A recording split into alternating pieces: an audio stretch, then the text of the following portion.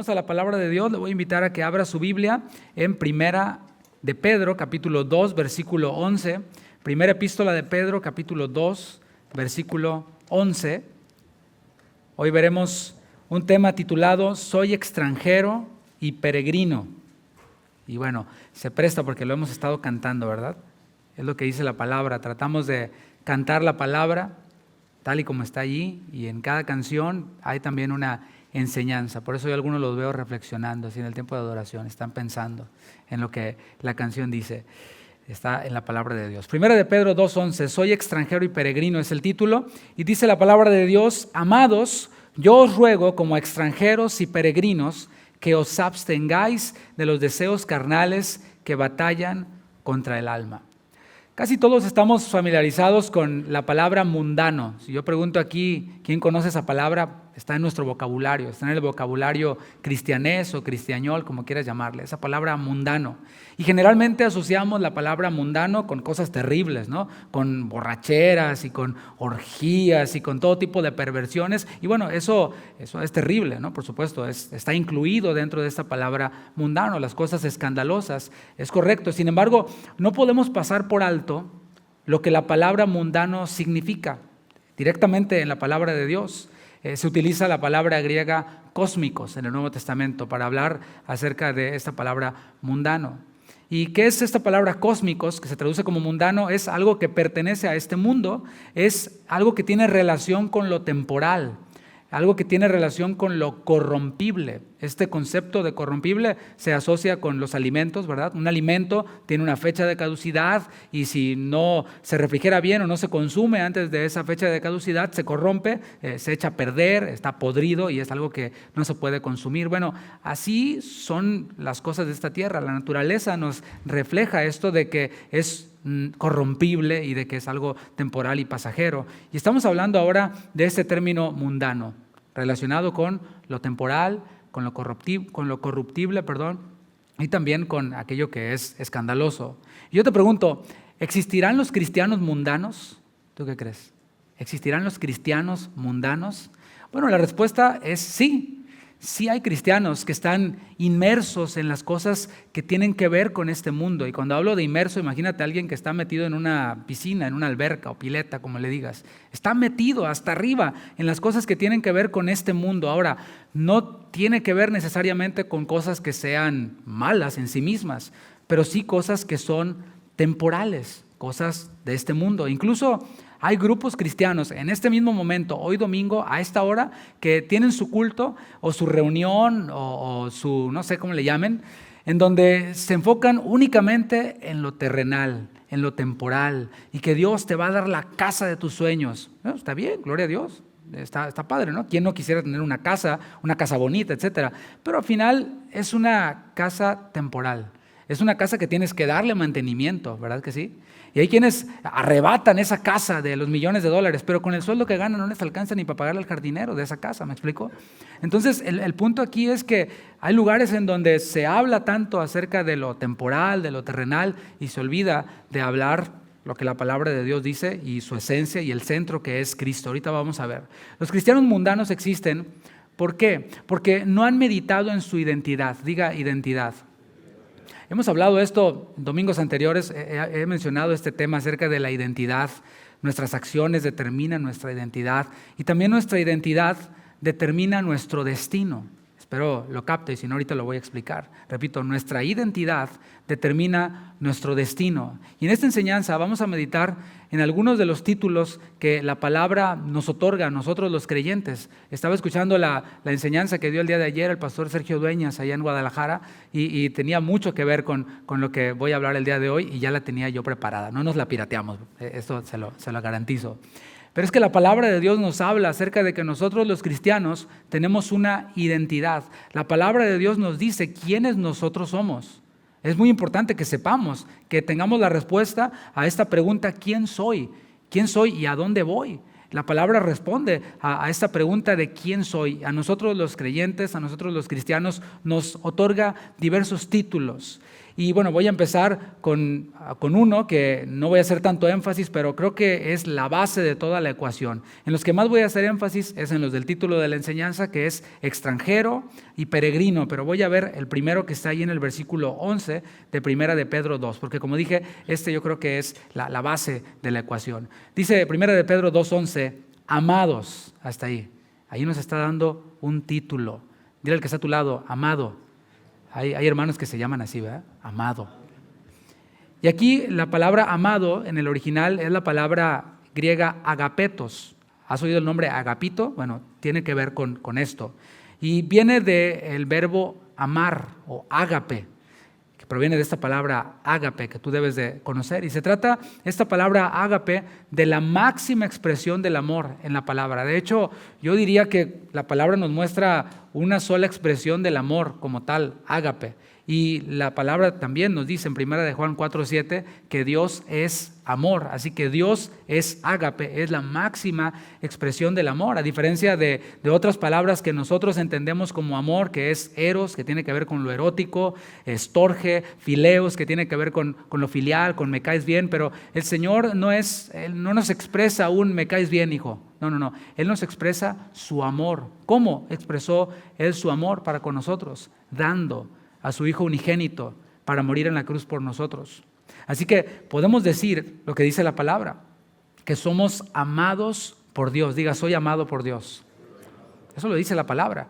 ¿Quién soy? Bueno, soy un amado de Dios. Nosotros, los que hemos creído en Jesús, podemos disfrutar a plenitud dentro de este mundo, a plenitud el amor de Dios. Es decir, los que no han creído pueden disfrutar del amor de Dios, lo que se conoce como gracia común. Es decir, sobre ellos pues también les ilumina el sol, pueden respirar el aire, ellos también pueden disfrutar de cierto bienestar que es una muestra, una evidencia del amor de Dios para con ellos y de su misericordia también. Algunos incrédulos incluso hasta reciben milagros de Dios. Y algo que a veces a mí me vuela la cabeza es que a veces Dios hace milagros aún sin que se los pidamos. Es que Él no hace acepción de personas. Es lo que dice su palabra, ¿cierto? Y lo estamos viendo los viernes, cómo el Señor hace milagros y muestra su amor para con los incrédulos. ¿Cuánto más no ha de mostrar su amor para con nosotros los que somos sus hijos? ¿Cuántos dicen gloria a Dios por eso? Podemos decir que somos amados por Dios. Para entender mejor qué tan amados somos por Dios, vamos a Mateo 3, versículo 16. Para que veamos a alguien a quien directamente Dios le dijo amado, así como nos está llamando aquí el apóstol Pedro, inspirado por el Espíritu Santo. Mateo capítulo 3, versículo 16. Dice la palabra de Dios, y Jesús, después que fue bautizado, subió luego del agua, y he aquí los cielos fueron abiertos. O sea, aquí está hablando del bautismo de Jesús, y si lo estás viendo, no fue un bautismo por aspersión. O sea, Jesús no se bautizó y le echaron agüita nomás así en la cabeza. No, dice que se sumergió en el agua, ¿verdad? Y se levantó del agua, subió del agua, y he aquí los cielos fueron abiertos, y vio al Espíritu de Dios que descendía como paloma y venía sobre él. A la vez tenemos aquí una manifestación de la divina Trinidad. Está el Hijo en forma corporal siendo bautizado, el Espíritu Santo apareciendo también en la escena. Versículo 17 dice, y hubo una voz de los cielos que decía, ahí está el Padre hablando, este es mi Hijo, ¿qué? Amado, en quien tengo complacencia. Y aquí el Padre le llama Hijo amado a Jesús, y en su palabra, a través del apóstol Pedro, nos llama a nosotros amados. ¿Por qué? ¿Por qué el Señor nos llama amados? Bueno, porque Él, acuérdate bien de esto, ve a Cristo en nosotros. ¿No te parece eso maravilloso? Dice la palabra que nosotros estamos en Cristo. En 2 Corintios 5, 17 dice, el que está en Cristo, nueva criatura es. Esa es nuestra ubicación, esa es nuestra identidad, es nuestra personalidad, Cristo. Así que cuando Dios, el Padre, nos ve a nosotros, yo le doy gracias a Dios porque no ve a David, sino que ve a Cristo en David. No ve a Mario, ve a Cristo en Mario, y así sucesivamente. Él ve a Cristo en nosotros y por eso nos ama, porque ama a su Hijo, y si nosotros estamos en Él, permanecemos en Él, podemos decir y afirmar que somos amados de Dios. Los que estamos en el amado somos aceptos, como dice Efesios 1:6, somos aceptos en el amado. Si quitamos a Cristo de la ecuación, somos reprobados. ¿Cuántos dicen, ouch? No olvidemos ni por un instante que somos amados por Dios. Esto es básico. Esta realidad de que somos amados por Dios en Cristo nos va a ayudar a tener un concepto equilibrado acerca de nosotros mismos. Muchos de los grandes problemas que hay tienen que ver con el egoísmo. En las relaciones interpersonales tienen que ver con el egoísmo. Es que yo, es que a mí, es que ¿por qué yo no? ¿Y por qué el otro sí? Todo eso, mis hermanos, fluye desde el egoísmo. Y el egoísmo destruye a las personas, destruye las relaciones, destruye a la misma persona egoísta, porque nunca van a llenar las expectativas de aquel que piensa solo en sí mismo. Nadie las va a llenar, nunca nadie las va a llenar. Pero el Señor siempre nos centra y nos ubica en pensar primeramente en Él y luego en el prójimo, el gran mandamiento. Amarás a Dios sobre todas las cosas y a tu prójimo como a ti mismo. El apóstol Pablo habló en Romanos 12, ninguno tenga un concepto más alto de sí que el que debe de tener, sino piense de sí con cordura, de acuerdo a la medida de la fe. Entonces, ¿cuál es el concepto equilibrado que yo debo de tener de mí? No uno muy abajo que yo no soy nada, yo soy una cucaracha, soy el gusano de Jacob y todo esto, ¿no? Soy una rata de 2 patas y todo este asunto, ¿no? No. Eso también es ser egoísta. ¿Por qué? Porque no hay nadie más miserable que yo. O sea, de todas maneras eres egoísta. Y el otro extremo es decir que yo soy lo máximo, que yo soy mentalidad de tiburón y que tú échamelo si yo puedo. Y el Señor con un soplo nos derrumba. Ahí está Nabucodonosor. ¿Cómo le fue? Terminó todo como changoleón, todos los pelos así, todo con las garras de este tamaño, hasta que reconoció que hay un Dios y que es soberano y poderoso. Así que el concepto equilibrado que nosotros debemos de tener de nosotros mismos es soy acepto en el amado, soy amado por Dios en Jesucristo. Y si nosotros pensamos en esto, reflexionamos en esto, creemos en esto, mis hermanos, ¿qué más podemos pedir? ¿Qué más puedes pedir tú?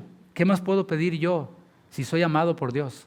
Yo creo que aquí ya pudiera cerrarle y nos vamos a la barbacoa o a donde vayas a ir a comer. Continúo leyendo el versículo que tomamos como base, después de esa palabra amados, en 1 de Pedro 2:11. Dice, yo os ruego. Y aquí hay una gran enseñanza. ¿Por qué? Porque algunos piensan que cristianismo tiene que ver con reglas y prohibiciones, igual a legalismo. ¿Puedo hacer esto? No puedo hacer esto. Esto está prohibido, esto no. ¿Hasta dónde? Y ahí nos la vamos barajeando y negociando para quedarnos en la frontera de no estoy haciendo lo malo, pero casi. Y ahí estoy, ¿no? Como si estoy regateando con la marchanta que vende en el mercado, ¿no? Y muchos así viven su cristianismo. Veíamos el viernes, los mismos fariseos decían, ¿es lícito o no es lícito hacer esto? Y hay quienes, ese es su cristianismo. ¿Puedo hacer esto o no puedo hacer esto? Pastor, ¿me puedo tatuar o no me puedo tatuar? ¿Puedo escuchar música de Bad Bunny o no puedo? Es Bunny y los conejitos los hizo el Señor también y etcétera, ¿no? Y se la pasan ahí en las áreas grises. Pero la palabra no se trata de mandamientos, órdenes y prohibiciones. Se trata del amor de Dios. Por eso inicia diciendo amados. Desde este amor que nosotros experimentamos a plenitud en Cristo es que podemos ver los ruegos de Dios. Si te fijas, está haciendo un ruego, aunque es un mandamiento en realidad, pero es expresado dentro de esta esfera del amor y encaja mejor la palabra ruego. El apóstol Pablo nos enseñó en 2 Corintios 5:14 que el amor de Cristo nos constriñe. ¿Qué es esta palabra? Constriñe, es empujar. O sea, lo que nos da impulso es el amor de Cristo. O sea, es como una pelota que tú avientas, ¿no? O sea, no es un maltrato, sino Cristo nos impulsa con su amor. ¿Para qué? Para hacer su voluntad, para obedecer sus mandamientos. Y no lo hacemos de forma obligada, porque si tú lo haces de forma obligada, ni para qué lo hagas. ¿Me explico? Y algunos dicen, no, es que no me nace. No te va a nacer en ti mismo. Pero si tú meditas en el amor de Dios, entonces ese amor de Dios te va a impulsar de forma natural, algo que fluye desde Dios mismo, el amor. El ruego de Pedro, que él hace, que parte desde el amor, es el siguiente, dice 1 de Pedro 2:11. Os ruego que os abstengáis de los deseos carnales que batallan contra el alma. Como dije, no es que cristianismo se trate de prohibiciones. Es que allí se nos prohíbe de todo. No, aquí no se le prohíbe de nada. Ahí se les prohíbe de todo. sino que se nos ruega a que nos abstengamos de los deseos mundanos, esos deseos que chocan con nuestra nueva vida. Nosotros los creyentes tenemos una nueva vida y aquí el apóstol Pedro nos está rogando, absténganse de esas cosas que nada tienen que ver con su nueva vida y que al final les van a destruir.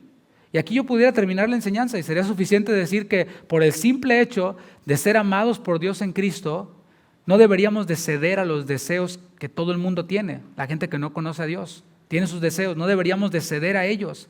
Estos que se oponen a la voluntad de Dios, que es nuestra santificación, y aquí pudiéramos terminar. Pero hay más elementos en el texto bíblico que refuerzan este ruego, y estos tienen que ver de nuevo con nuestra identidad. Soy amado, y ahora veamos estos dos elementos que tienen que ver con nuestra identidad.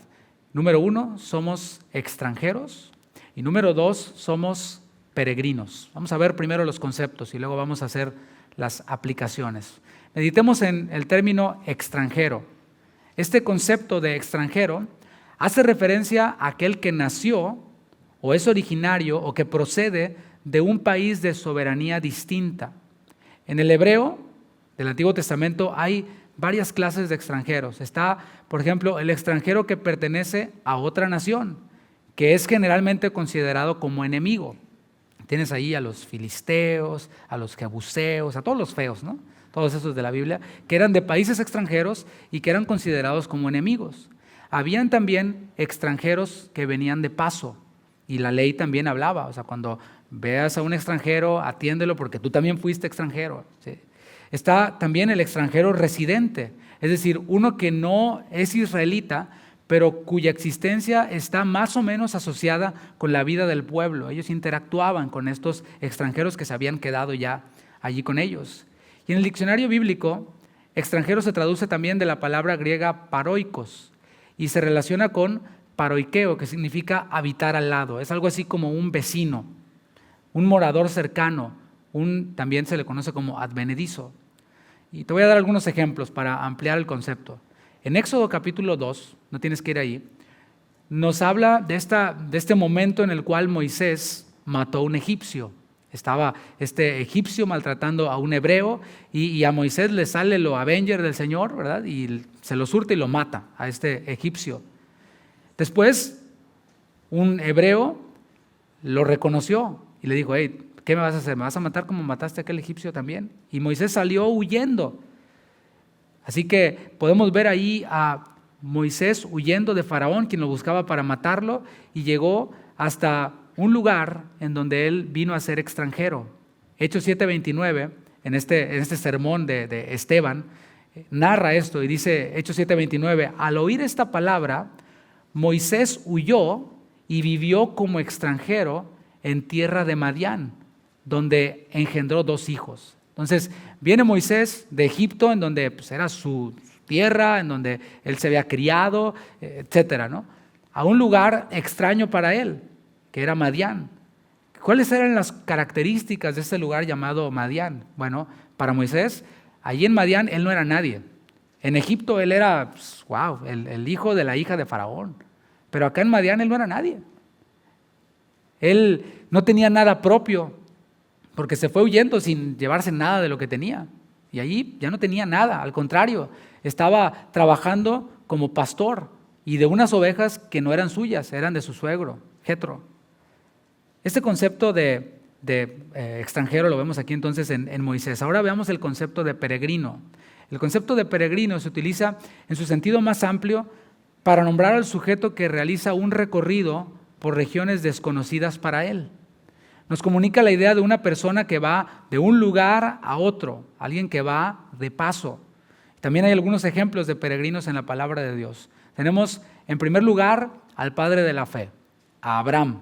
Ahí en Génesis 12 podemos ver cómo a pesar de que era un hombre muy rico, porque la palabra nos dice, lo dice así de manera literal, que Abraham en Génesis 13:2 era un hombre muy rico, pero a pesar de todo eso, Abraham no construyó un palacio para sí mismo. ¿Qué es lo que hacen las personas ricas? Bueno, pues compran propiedades y construyen edificaciones y los más ricos se hacen hasta un palacio. En aquel tiempo también era así. Abraham no lo hizo de esa manera. Él no utilizó su riqueza para edificar un palacio para sí. Vamos a ver dónde eligió vivir. Abraham, en Génesis 12:8. Dice, luego se pasó de allí a un monte al oriente de Betel y plantó su tienda, teniendo a Betel al occidente y Ai al oriente, y edificó altar a Jehová e invocó el nombre de Jehová. No habitó en un palacio, habitó en una tienda. El capítulo 13 de Génesis, versículo 3, dice, y volvió por sus jornadas desde el Negueb hacia Betel, hasta el lugar donde había estado antes su ¿qué? Su tienda. O sea, la tienda estuvo en un lugar y luego la movió entre Betel y Ai. Esta palabra tienda es una carpa. O sea, no pienses en la tienda en donde te venden cosas, no. Era una carpa, algo así como una carpa de circo, una casa de campaña, para que nos imaginemos más o menos el contexto. En nuestro mundo actual sería alguien que tiene un RV o algo así, ¿no? Que una casa que es una casa movible. Así que Abraham nos muestra cómo él era un peregrino. Tenemos también otro ejemplo de peregrinos y quiero hablarte del pueblo de Israel. Ellos, desde que salieron de Egipto hasta que entraron a la tierra de Canaán, fueron peregrinos. ¿Por qué? Porque no tenían una morada fija. Caminaban y acampaban en un lugar. Seguían caminando y acampaban en otro lugar. Y a pesar de que iban de paso, a pesar también de su necedad, Dios los alimentó en este peregrinar de ellos. El Señor los cubrió y los refrescó también en este peregrinar. Veamos un ejemplo más de lo que es un peregrino. Y esto está en Génesis 5:23. Este ejemplo es muy importante y más adelante voy a hacer alusión a él. Génesis capítulo 5, versículo 23.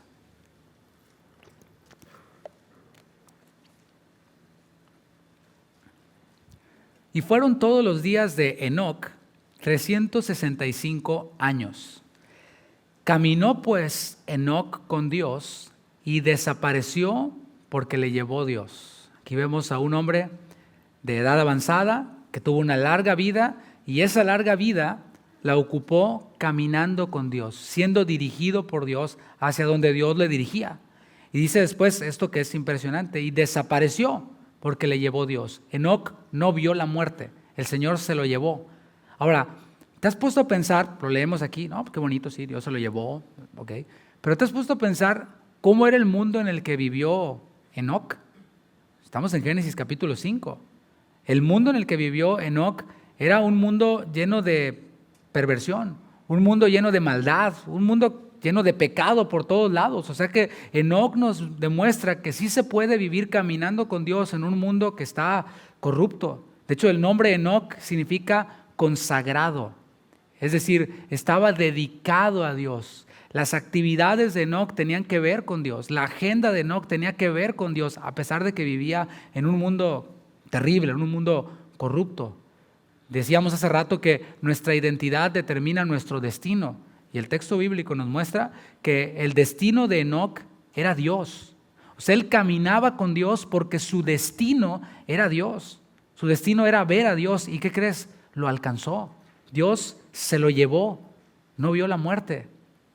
Ahora vamos a las aplicaciones prácticas. Aquí te he dado conceptos, ejemplos, pero ahora veamos algunas aplicaciones. Quiero comenzar reconociendo que nosotros, los cristianos, aunque somos hijos de Dios, estamos en el mundo. El mundo incluye el lugar material en que habitamos y quiero comenzar por ahí.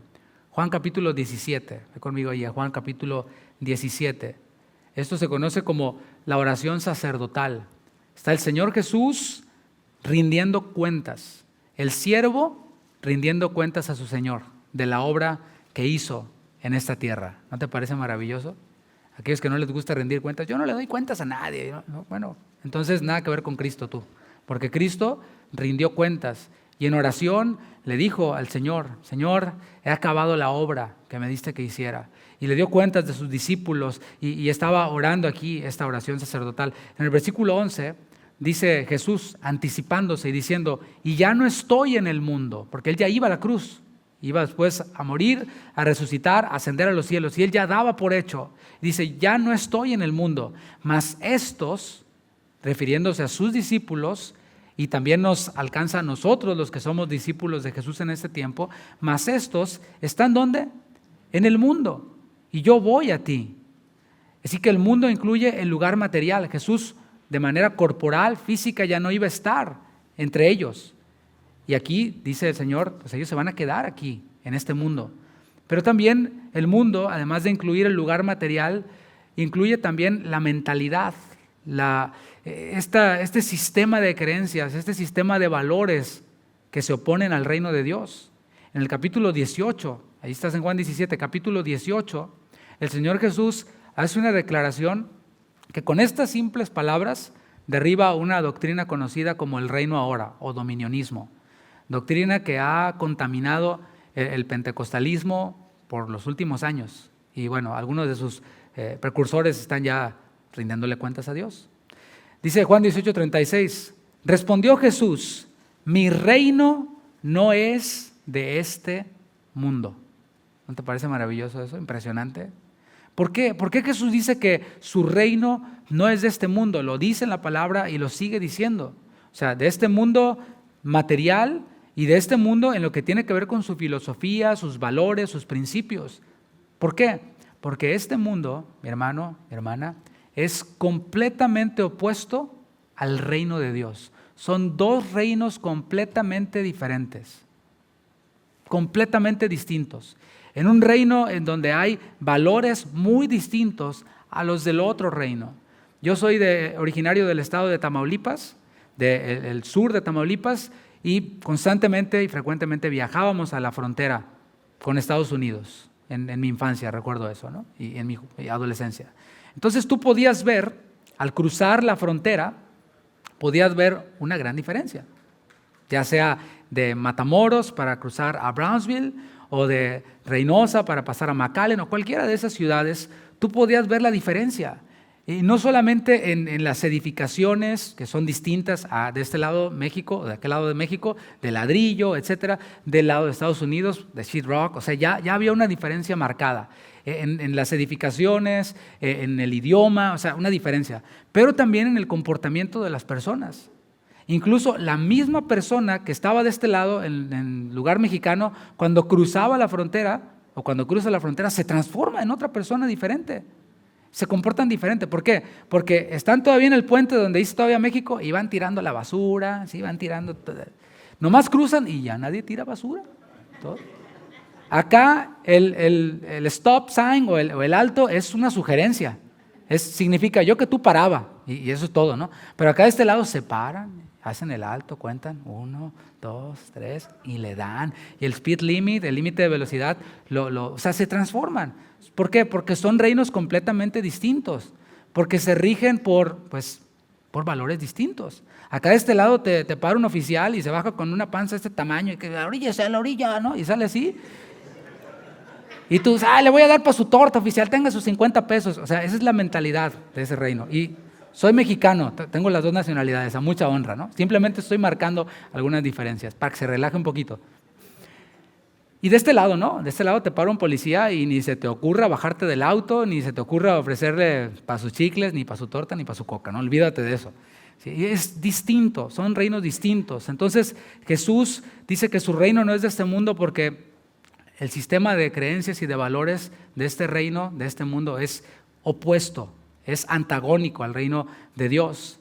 Te doy algunos ejemplos. Por ejemplo, este mundo, hablando de su sistema de valores, de creencias, te dice, ámate a ti mismo, ámate a ti mismo. Pero el reino de Dios te dice, el que ama su vida, la perderá. Fíjate, o sea, no pueden conciliar. El mundo te dice, ámate a ti mismo. ¿Y quién es? Esa es su regla de vida.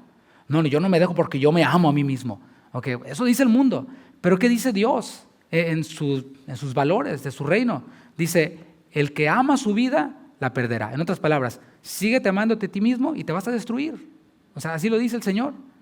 Este mundo te dice, sueña en grande. Pero el reino de Dios nos dice, el que quiera ser el primero, sea el servidor de todos. En Mateo 20:27. Fíjate cómo son diametralmente opuestos.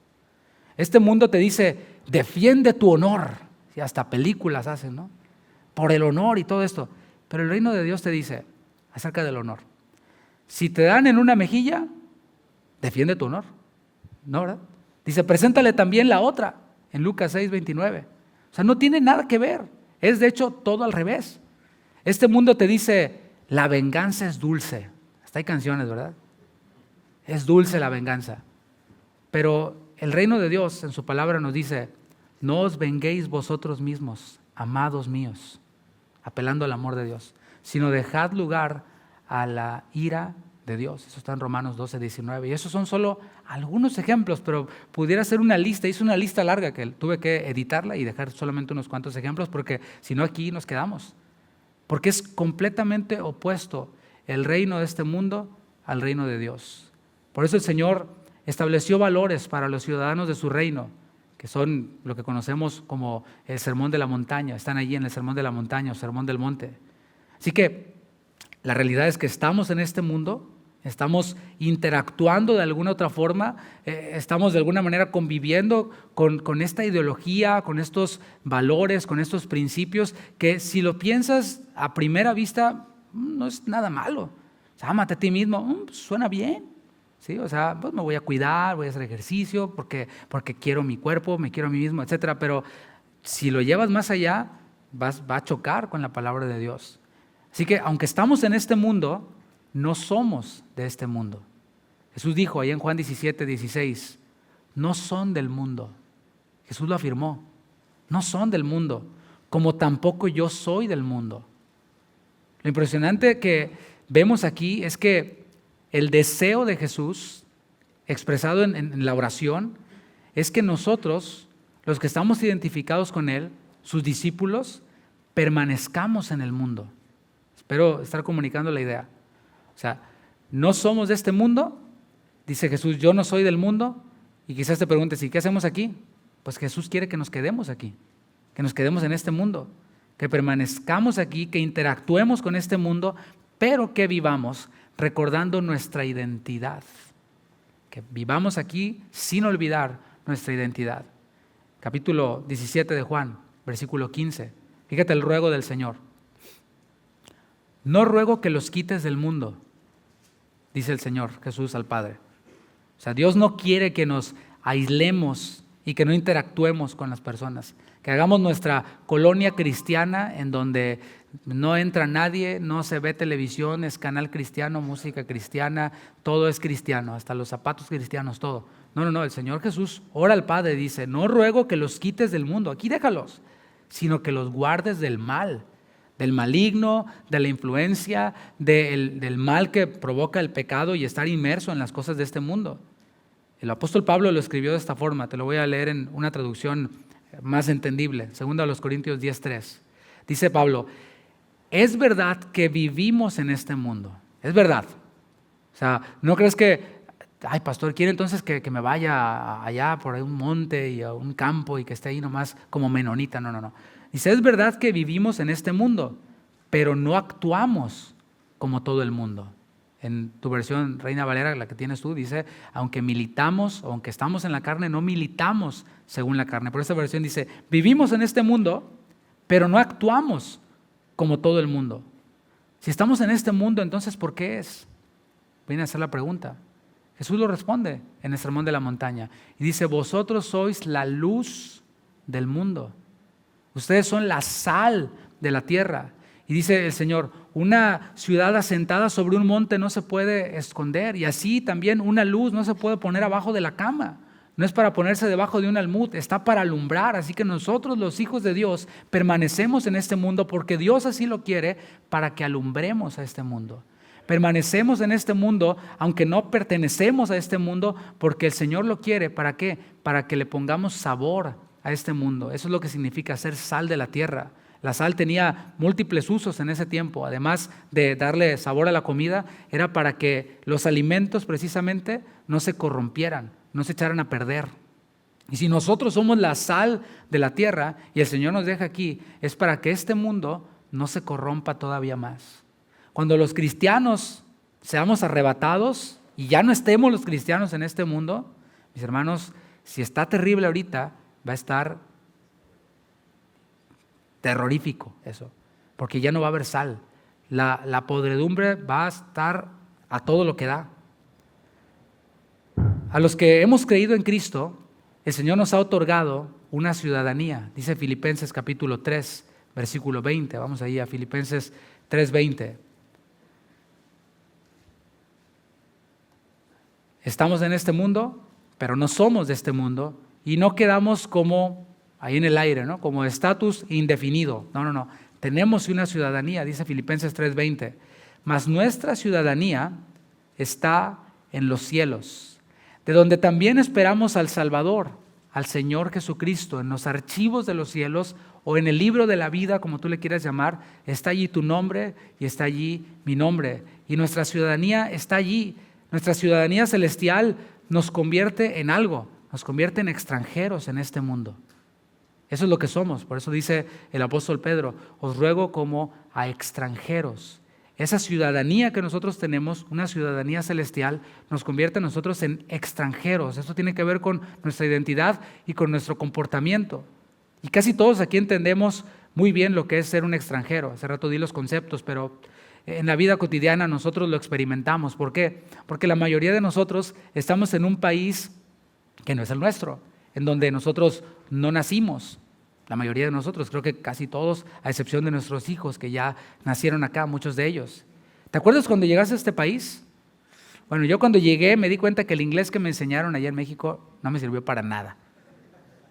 Y aquí hablaban más rápido y diferente y usaban modismos que yo no entendía. Parece que está fallando algo ahí, ¿qué será? ¿O son los juegos pirotécnicos? Entonces llegué a este país en donde decía que no entendía nada y de pronto yo veía a la gente que hablaba en inglés y si se reían, yo me reía. Claro, sí. Y si se ponían serios, yo también me ponía serio. Y right, oh, yes, sí. Oh, yes. Y así, ¿no? No decía que yes a todo, o no. Estamos en un país en donde se habla un idioma diferente, en donde hay incluso una cultura diferente, en donde se piensa diferente en muchas cosas. Estamos en un país en donde la hora, cuando se cita a una persona, el horario se cumple de verdad. O sea, es a las 8:15, no a las 8:20. No, es más, no a las 8:16, es a las 8:15 y estás a las 8, para a las 8:15 arrancar con la junta o con lo que sea. O sea, eso ya nos habla de una cultura diferente. Incluso el aspecto de las personas es diferente, es distinto, el color de la piel, etcétera. La comida, ¿qué podemos decir de la comida? La comida, llegamos acá y es completamente distinta a la de nuestro país. Y casi todos nosotros, cuando llegamos, nos sentimos como bichos raros, ¿no? Aquí en este país. Por eso es que buscamos ciertos lugares que nos recuerden nuestra patria. Buscamos un cachito de lo nuestro. Buscamos la flea market, buscamos la carnicería mexicana, la paletería mexicana, y bueno, hay todo un mercado de esto, ¿no? ¿Por qué? Porque algo nos hace buscar nuestras raíces. Tiendas, restaurantes mexicanos, salvadoreños, aquí en esta ciudad, Houston, bueno, hay de todos los restaurantes, de todos los países donde te puedas imaginar, y la comida es muy variada, puedes encontrar, y lo buscamos, comunidades incluso. Buscamos alguna colonia en donde hayan paisanos, en donde hayan el vecino que hable tu idioma y te rodeas de todo esto. En nuestro día a día también tenemos que interactuar con la cultura de este país. Es decir, aunque vistamos mexicano, comamos mexicano, vayamos a tiendas mexicanas, de una u otra manera, en algún punto de nuestra vida tenemos que interactuar con la cultura de este país. De hecho, muchos de nosotros aprendimos a hablar el idioma de este país por necesidad. Y lo usamos cuando es necesario. El inglés es el idioma del jale, de la chamba, del trabajo. Pero cuando llegamos a la casa, pues hablamos en nuestro idioma natal. ¿Y cómo aplicamos esto a lo que estamos viendo? Bueno, la pregunta sería, ¿te sientes extraño en este mundo? Yo no estoy hablando de la iglesia. Sería un problema si te sientes extraño en la iglesia. Sí, ¿no? Porque se supone que estamos aquí puros ciudadanos del cielo, puros hermanos en la fe. No te sientes extraño con tu familia, ¿verdad? No, pues es tu familia, son familiares a ti las personas. Pero la pregunta es, ¿te sientes extraño en este mundo? Si es así, eso es bueno. Nosotros somos diferentes a los que no conocen a Cristo. No estoy diciendo que somos mejores para sentirnos superiores, no, somos distintos. Y en todo lo que nosotros hacemos, vamos nadando contra la corriente. En todo lo que nosotros hacemos, piénsalo. La manera en la que manejamos, la manera en la que hablamos. Oiga, compadre, ¿y usted por qué no maldice así como nosotros? No, ¿para qué? O sea, se nota nuestra manera de hablar, nuestra manera de ver. Y llegas el lunes y te ven raro porque no llegaste crudo, ¿no? Como todos los demás. ¿Qué pasó? Pues, ¿no te diviertes? ¿Me explico? O sea, ¿qué te pasa? Vamos en todo nadando contra la corriente. Oye, ¿cuántos matrimonios llevas? No, pues estoy casado con la misma de siempre. ¿Cómo es eso, no? Es extraño. El otro día platicábamos con unos amigos que tienen hijos adolescentes y decía uno de ellos que su hija era la rara de la escuela, porque pues, todas sus amiguitas tenían padres que no eran, o sea, el papá con el que vivía no era su papá y seguido cambiaban de papá. O sea, ya la mamá llevaba varios divorcios, varios matrimonios y esto era lo normal. Y la muchachita esta era la bicho raro, porque nada más un papá has tenido. Sí, nomás. ¿Cómo será eso? A ver, venga, mira, ella tiene un papá nada más. Raro, ¿no? Sin embargo, hay un fenómeno que ocurre entre nosotros los latinos, volviendo a esta aplicación de ser extranjeros. Quizás tú ya te has topado con algún paisano nuestro que comenzó a creerse gringo, que se comenzó a creer americano, ¿sí? Uno que decidió desechar sus raíces y ahora ya no habla español. Oye, paisano, ¿lo ves? ¿No? Así, todo así, como Cuauhtémoc, ¿no? No, oye, paisano, I don't speak Spanish. ¿No? De hecho, algunos hasta se tiñeron el cabello de rubio. Se cambiaron el nombre. Antes se llamaba Cruz Naranjo y ahora se llama Orange Crush, ¿no? Bueno, esto les ocurre a algunos cristianos que se adaptan tanto a este mundo, se adaptan tanto a este mundo que terminan abrazando su idioma, terminan abrazando su cultura, terminan abrazando su estilo de vida. Algunos cristianos es así. No es que así somos los de mi pueblo. Bueno, usted ya no es del pueblo. Usted ahora es un extranjero en este mundo. Romanos 12:2, después de hablar del apóstol Pablo, hermanos, os ruego por las misericordias de Dios que presentéis vuestros cuerpos en sacrificio vivo, agradable a Dios, que es vuestro culto racional. Después de esto, el apóstol Pablo les dice, Romanos 12:2, no imiten las conductas ni las costumbres de este mundo. No las imiten. Van a interactuar con ellas. O sea, para que tú puedas imitar algo, es porque tienes que estar en contacto con ese algo. ¿Me explico? El pastor Juan predicaba a los jóvenes en la reunión de jóvenes pasada acerca de imitar a Jesús. Imitamos a Jesús porque pasamos tiempo con Él. Podemos imitarle porque tenemos esa referencia. Y nosotros aquí lo que Pablo está diciendo es no imiten las conductas ni las costumbres de este mundo. Las van a ver seguido, las van a ver por aquí, por allá, y en algún punto cuando ves algo tan continuamente se vuelve normal. Por ejemplo, con los olores. Cuando hay un olor muy fuerte a algo, cuando llegas dices, huele feo o huele bonito, ¿no? Sea cual sea el olor. Pero después de un rato dices, ya no huele. No, sí huele. Los que lleguen lo siguen oliendo, pero tú ya no lo hueles. ¿Por qué? Porque ya te habituaste a ello, ya se volvió normal para ti. Así que dice, no imiten las costumbres de este mundo. Más bien, en lugar de imitar las costumbres de este mundo, dejen que Dios los transforme. Y este proceso de transformación dura toda la vida, toda la vida. Y a veces no dejamos que Dios nos transforme. ¿Por qué? Porque estamos imitando las conductas de este mundo.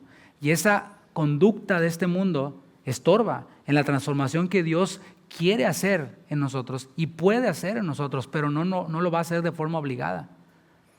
Dejen que Dios los transforme en personas nuevas, al cambiarles la manera de pensar. Fíjate cómo si yo pienso que soy amado por Dios, ahí ya está siendo sembrado esto en mi vida y esto me va a hacer responder o ver la vida de otra manera.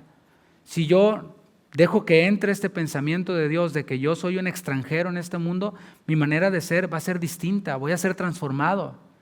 Entonces, dice, aprenderán a conocer la voluntad de Dios para ustedes, la cual es buena, agradable y perfecta. Así que el llamado del cristiano es a mantener viva su identidad en una tierra extraña.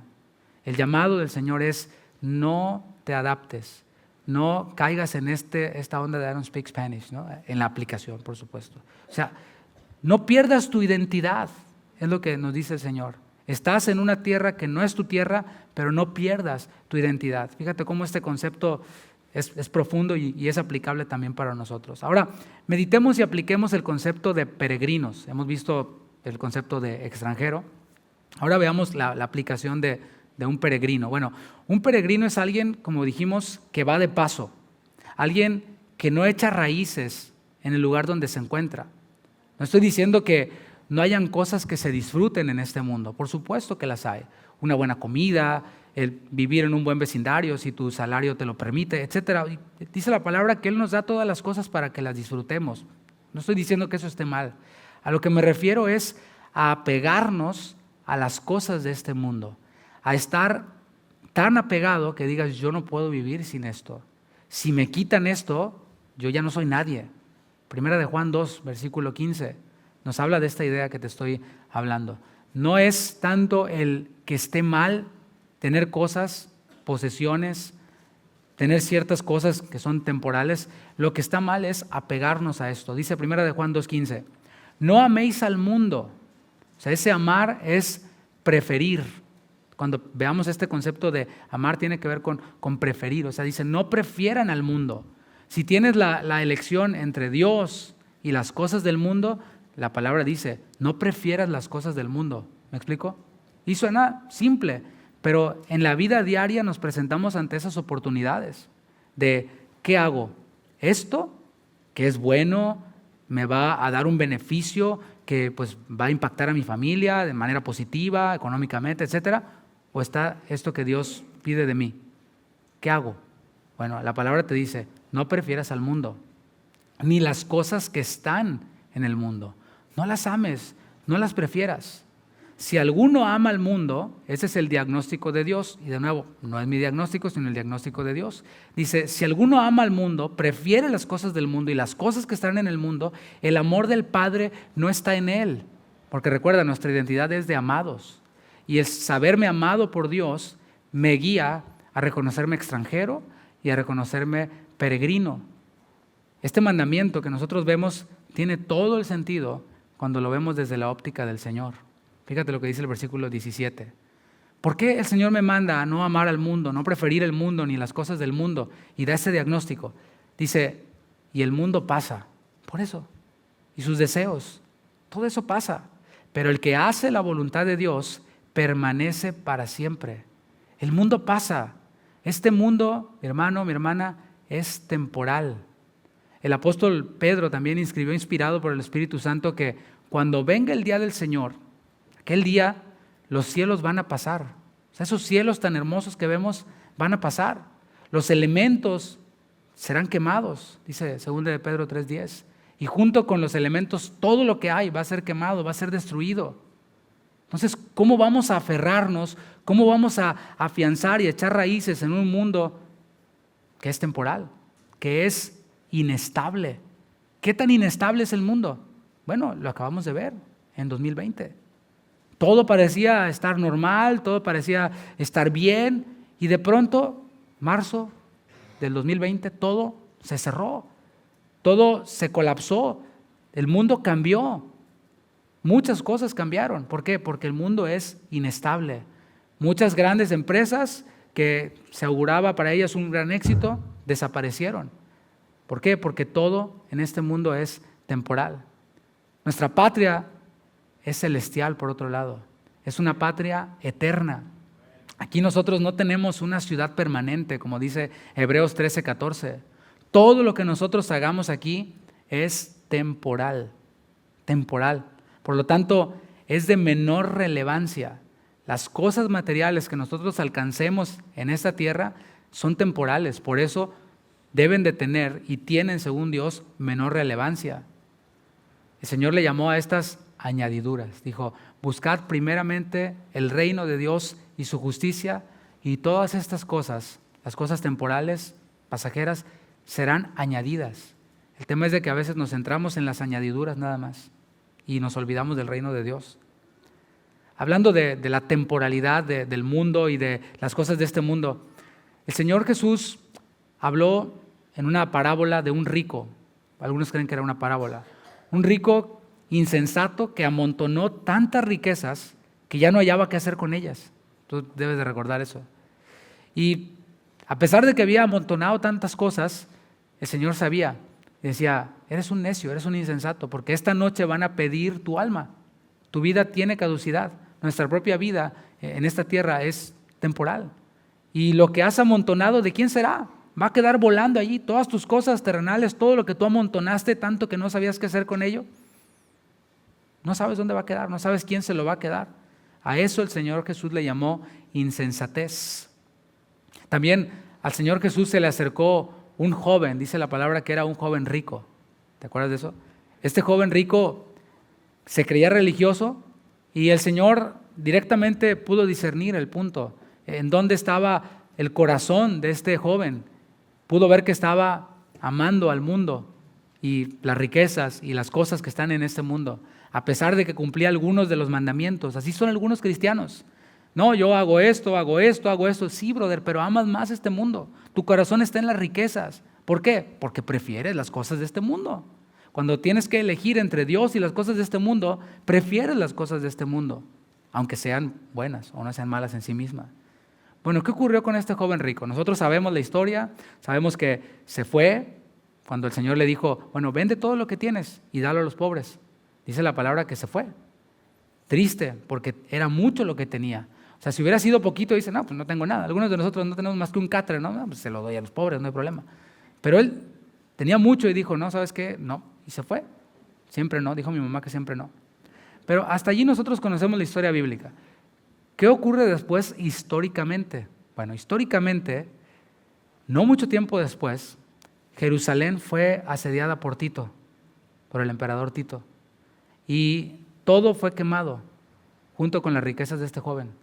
O sea, este joven cambió sus riquezas por Jesús y no mucho tiempo después sus riquezas se quemaron porque Tito asedió Jerusalén. Qué triste, ¿no?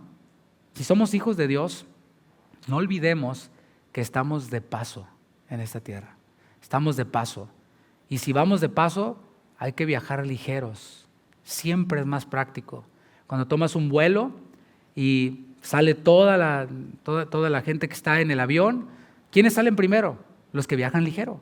Son los que salen más rápido. Los demás, ay, pásame esa maleta y la otra maleta. Y los que se ponen unos zapatos para cada día de la semana y llevan para la lluvia, para el frío, para todo, llevan unas maletotas, ahí se quedan. Y los que viajan ligero salen rápido. En esta tierra estamos de paso. Déjame te cuento una anécdota aquí. Dice que en el siglo pasado un turista americano fue a la ciudad de El Cairo, en Egipto. Iba con la finalidad de visitar a un famoso sabio. El turista se sorprendió cuando llegó a donde vivía el sabio. Ese sabio vivía en un cuartito muy simple, un cuartito lleno de libros. Las únicas piezas que tenía este mobiliario eran su cama, su mesa y una silla. Entonces el turista le pregunta al sabio, ¿dónde están sus muebles?, preguntó el turista. Y el sabio rápidamente le respondió, ¿dónde están los tuyos? ¿Los míos?, dice el turista. Pero si yo soy turista, vengo de paso. Yo también, concluyó el sabio. La vida en la tierra es solamente temporal. Sin embargo, algunos viven como si fueran a quedarse aquí eternamente y se olvidan de vivir la vida. Es necesario que sepamos que es muy fácil dejarnos atrapar por la corriente de este mundo. Es muy fácil. Es muy fácil terminar atrapados y que terminemos atesorando cosas temporales e inciertas, ignorando las cosas eternas. Y es que si somos realistas, el día tiene 24 horas para todos. Los de este lado del mundo y los del otro lado del mundo, todos tenemos 24 horas del día. La pregunta es, para nosotros, ¿cuántas horas del día, para ser bien específicos, cuántas horas del día dedicamos nosotros al Señor? En nuestra mente, porque tú dices, ok, trabajo 8 horas, y de esas 8 horas, ¿cuántas horas del día está el Señor en tu mente? Porque el mandamiento fue, amarás al Señor, tu Dios, con todo tu corazón, con toda tu alma, con toda tu mente, con todas tus fuerzas. ¿Cuántas horas del día le dedicamos al Señor en nuestra mente, en nuestro corazón? ¿Cuántas horas del día le dedicamos al Señor en nuestras fuerzas?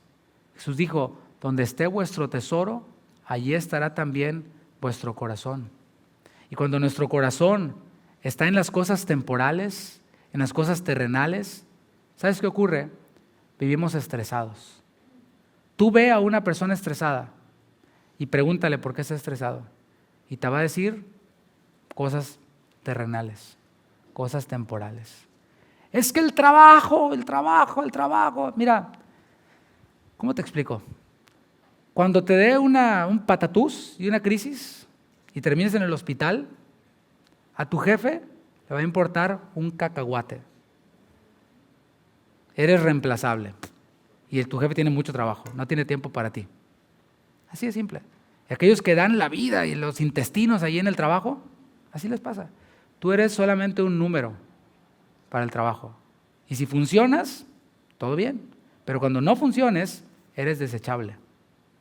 Completamente desechable. Y así pudiera seguir, ¿no? Alguien estresado. ¿Y por qué estás estresado? Es que cosas materiales, cosas temporales, cosas pasajeras. Y no solo eso, están atemorizados. Porque es que lo tengo, pero si no le echo ganas, ahí vienen atrás y voy a perder el negocio, voy a perder el trabajo, etc. Todos atemorizados y todos insatisfechos. ¿Por qué? Porque obtienes cosas materiales y luego quieres más. Antes comprabas en Goodwill, ¿verdad? Ganaste un poquito más, no, pues ya Ross, ¿verdad? Y ya ganaste un poquito más, no, Ross, qué naco, ¿no? ¿Cómo crees, no? Y ya te vas, ¿a dónde? A Macy's. Y luego a Nordstrom. Y luego, pues ya hasta ahí, ya no sé, no conozco más, ¿no? Pero no hay límite para las cosas terrenales, temporales. Es esa insatisfacción que hay en nosotros. El estar metido, inmerso en este mundo, nos llena de insatisfacción. Primera de Timoteo 6:10 dice, porque raíz de todos los males es el amor al dinero, el cual, codiciando algunos, se extraviaron de la fe y fueron traspasados de muchos dolores. Es necesario que, si se trata de invertir, que le invirtamos a la cuenta del cielo. De alguna u otra forma tenemos que invertirle a la cuenta de esta tierra para subsistir. Pero, ¿a qué le estamos invirtiendo más? Bueno, es necesario que, si algo nos va a quedar de esta enseñanza, que meditemos en qué tanto le estamos invirtiendo a la cuenta del cielo.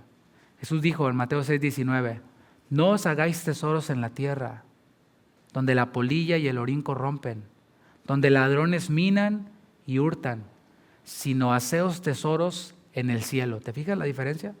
Se pueden hacer tesoros en la tierra o se pueden hacer tesoros en el cielo. Y el Señor nos dice, los tesoros del cielo no son temporales, no son inciertos. Dice, donde ni la polilla ni el orín corrompen. Esos tesoros que nosotros hacemos en el cielo se quedan allí intactos, mi hermano, mi hermana. Y no lo digo de forma poética, no, es una realidad. Hace rato cantábamos, lo que también nos hacía reflexionar el pastor Juan. Decía, estaré delante de ti y tú me dirás, mi siervo fiel, entra al gozo de tu Señor. ¿Por qué? Porque me serviste, porque dedicaste tu vida para mí. ¿Me explico? Y esto no es solamente para ministros o para pastores, para los que sirven en la iglesia, no, eso es para todo cristiano. Todos vamos a compadecer ante el tribunal de Cristo, todos los cristianos. Los que no son cristianos, bueno, van a ser juzgados en el juicio del gran trono blanco, pero todos vamos a comparecer allí. Hay algunos que no van a escuchar nada del Señor porque no hicieron nada más que sentarse en una silla por los siglos de los siglos, toda su vida cristiana. Pero vamos a estar delante de Él y vamos a presentar lo que hicimos. A ver, ¿cuánto hay en la cuenta de Panchito, de Pedrito, como te llames? ¿Cuánto hay? No, pues no. Está en ceros. Es que yo pensé que nomás era con ir a la iglesia y no hacer problemas, no hablar con nadie y no tener problemas con nadie. Bueno, en ceros, brother, en ceros completamente. Pero dice, estos tesoros del cielo no se corrompen, ni tampoco nadie los roba, nadie los hurta, nadie los mina, no se devalúan. Hay deseos en nosotros que se oponen agresivamente a la voluntad de Dios, porque dice Pedro después que estos deseos batallan contra el alma. Unos de esos deseos que están en nosotros, en todos, que se oponen a la voluntad de Dios, unos de ellos son abiertamente inmorales. La palabra les llama concupiscencias. Y dices tú, ¿por qué pensé esto? Bueno, pues es que está en nosotros. Pablo decía, el pecado está en mí. Yo quiero hacer el bien, pero hago el mal. Hay esta ley que el pecado está en mí, dice Pablo, miserable de mí. Bueno, hay deseos llamadas concupiscencias que son abiertamente inmorales. Bueno, estos han de ser destruidos, han de ser llevados cautivos a la obediencia a Cristo. Pero hay otros deseos en nosotros que son tan frecuentes que se vuelven tolerables, como esos que mencioné. Ámate a ti mismo, sueña en grande, defiende tu honor, la venganza es dulce. O sea, hay cristianos que piensan así. Supe de un pastor que le dijo a otro, el que ríe al último ríe mejor. Así de plano, dijo, órale, brother. ¿Sí? O sea, bueno, lastimosamente pastor, pero también cristianos que no son pastores, que también piensan así, ahora sí me la va a pagar este hermano. Ahora sí. Te metiste con, no sabes con quién te metiste. Órale. Bueno, ¿de qué te habla eso? Y dice que es cristiano. Pues te habla de que esta mentalidad del mundo, estos deseos que están en él, pues se volvieron ya tolerables. Pero hay otros deseos que son igual de peligrosos, que son deseos lícitos, pero que no convienen. La palabra dice, todo me es lícito, pero no todo conviene. ¿Por qué? ¿Qué es lo que determina si conviene o no? Bueno, si me desvía de la voluntad de Dios, entonces no me conviene. Aunque sea bueno, aunque me traiga beneficios, aunque todo mundo lo haga. Bueno, la pregunta no es quién lo hace, quién no lo hace, cómo funcionan las cosas en este país, etc. Aquí es, ¿me desvía de hacer la voluntad de Dios o no? La voluntad de Dios es la misma aquí y en China, en todos lados. Y nosotros, mi hermano, estamos ante esa decisión. ¿Esto que voy a hacer o que voy a dejar de hacer me desvía de la voluntad de Dios o me acerca a la voluntad de Dios? Para ir concluyendo, voy a hablar acerca de la meta del peregrino. Un extranjero, ¿qué hace? Añora su patria. Muchos nos venimos a este país diciendo, yo nomás voy por un tiempo para construirle una casita a mi viejita, ¿verdad? Y así tienen esta mentalidad. Pero luego se quedaron. Y esa añoranza de nuestra patria siempre está allí. Y así como un extranjero añora su patria, un peregrino, alguien que va de paso, anhela llegar a su destino.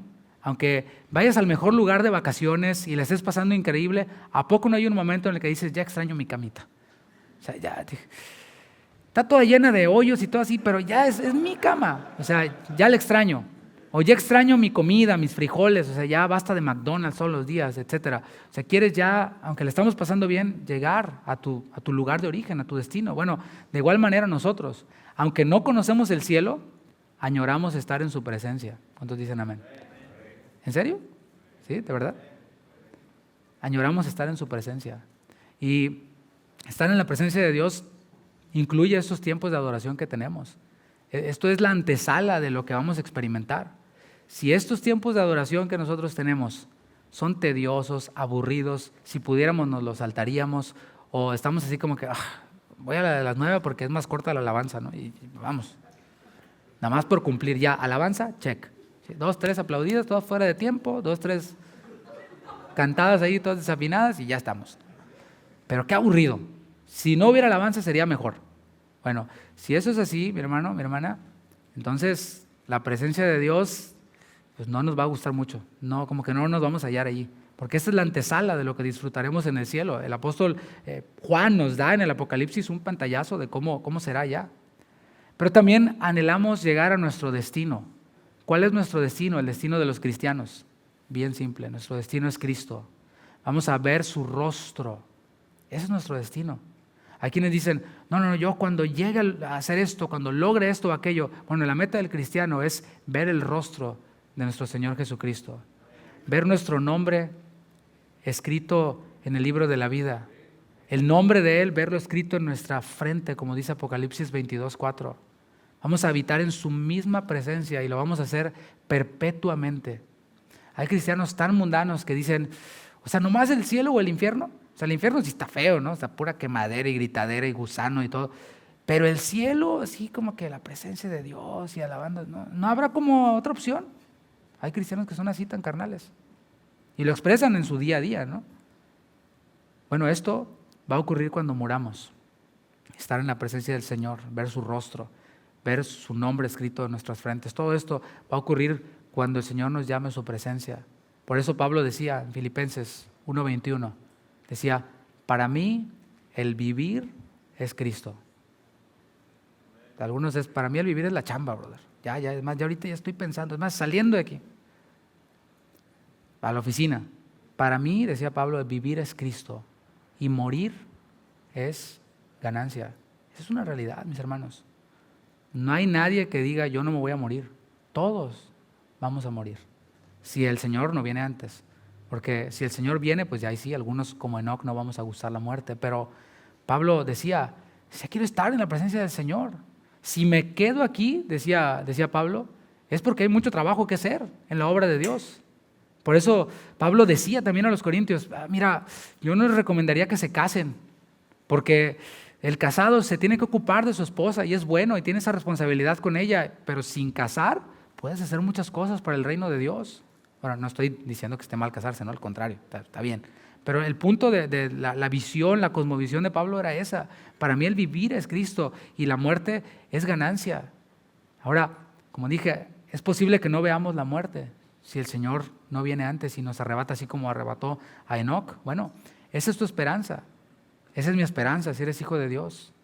Y si no lo pensamos seguido, si no pensamos seguido en nuestra esperanza, que vamos a ver al Señor, eso que cantamos, te veré en la hermosura de tu santidad.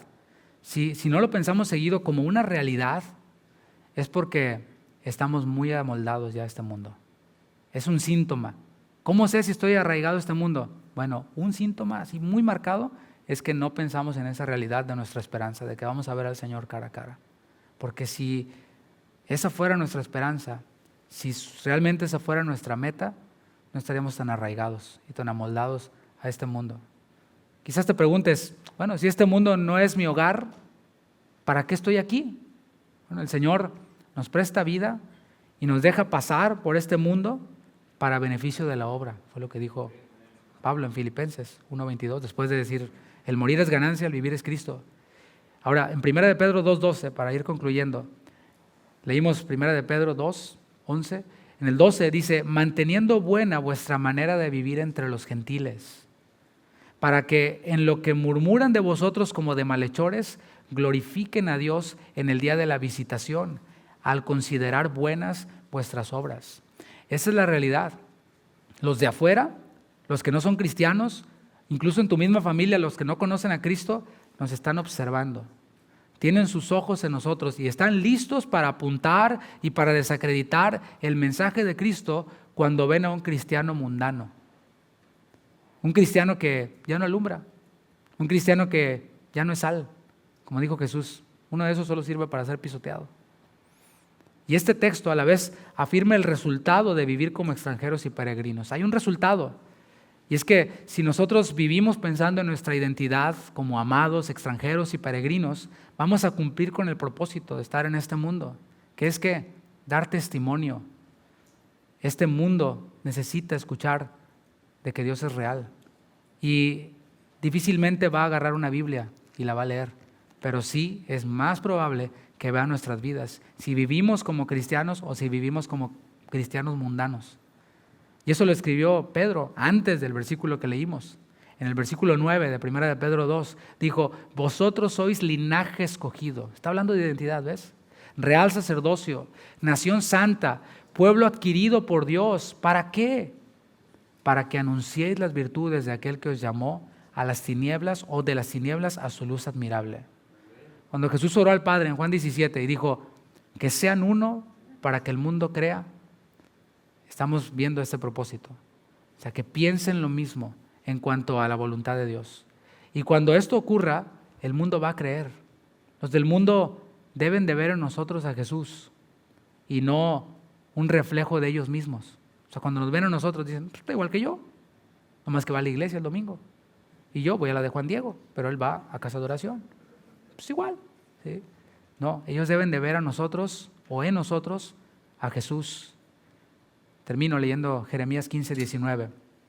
La versión Nueva Traducción Viviente dice, esto responde el Señor, si regresas a mí, te restauraré para que puedas continuar sirviéndome. Subraya eso. La identidad de un cristiano es de siervo. Y por eso nosotros aquí en esta congregación damos el espacio y la oportunidad para que los que son miembros de la iglesia puedan servir. No los obligamos, no lo hacemos que lo hagan a la fuerza, no, pero les damos el espacio y espacio hay para servir, Por eso dice, si regresas a mí te restauraré para que puedas continuar sirviéndome. Si hablas palabras beneficiosas en vez de palabras despreciables, serás mi vocero. Tienes que influir en ellos. No dejes que ellos influyan en ti. Lamentablemente, lo malo siempre se pega más fácilmente. Por eso es que nosotros hemos de estar llenos del Espíritu, como dice la palabra. Así que yo te invito a que te pongas de pie y termino haciendo un par de llamados únicamente antes de irnos. El primer llamado es para los que no son ciudadanos del cielo, para los que son extranjeros, pero para Dios.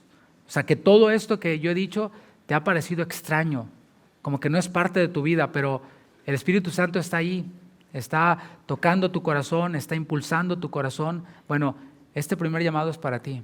El Señor quiere otorgarte esta ciudadanía, la ciudadanía celestial. Y esta ciudadanía que el Señor otorga es una ciudadanía gratuita. Y sabes, todos califican para esta ciudadanía.